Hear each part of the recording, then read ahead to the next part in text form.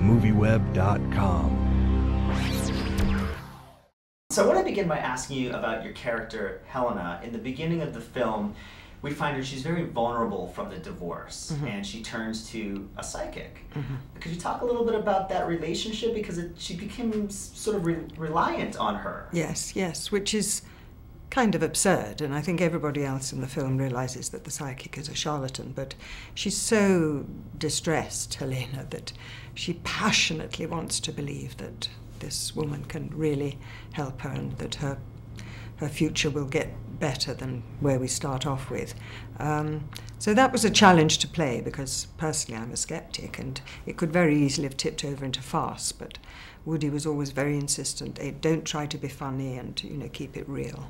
Yeah, and Naomi's character, your daughter, it's almost she's allowing Helena to do this because it makes her feel better, but knowing that it's, you know, absurd. Do you think that there's something in that she finds comfort in this? Well, I think she does, absolutely. It's a panacea, you know, and I think maybe if there's any message in the film, Woody's saying that maybe it's better to believe in something than nothing, even if it's absurd to other people. Yeah, and I love the scene where she's reading the cards. She's not even reading tarot cards. She's just using playing cards. So Helena doesn't even notice.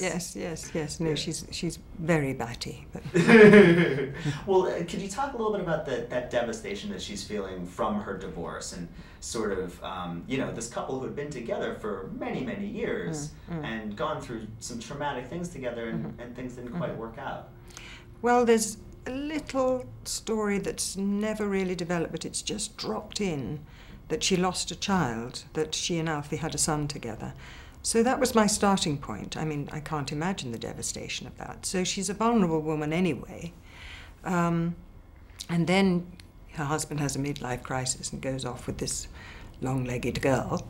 And so it's pretty devastating, but the lovely arc of the role is that somehow she doesn't become bitter, and she finds happiness in the end. Maybe she's one of the few people in the film you feel will be okay. It's really true. You bring up that point, and she does almost gather strength throughout the film, and then finds this love, finds this happiness at the end, where all these other characters seem to sort of find happiness, but it's not true happiness. It almost seems like she's left with true happiness at the end.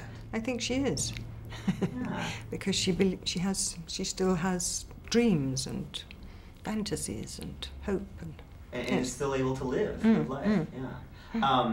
That's the scenes with you and Josh Brolin were great. She really doesn't like this Roy, does she? No, she doesn't indeed.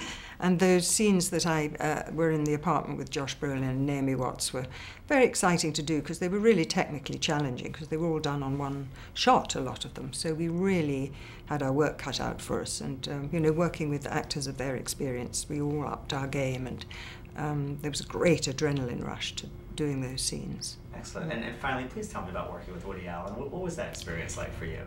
Well, I can't really take it in that I'm on the poster and I'm in a Woody Allen film. You know, it's really incredible and very lucky.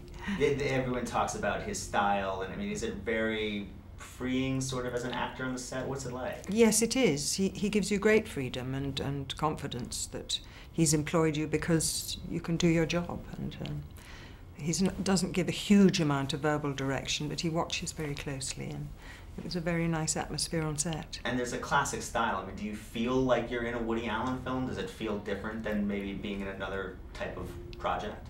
Only the fact that he's such an icon and he's there in front of you. And the first 2 or 3 days, I went home at night and said, "Wow, I'm in a Woody Allen movie." But you get used to it after a while. Shakespeare said, life was full of sound and fury, and in the end signified nothing. You will meet a tall, dark stranger. Wow, that's exciting news.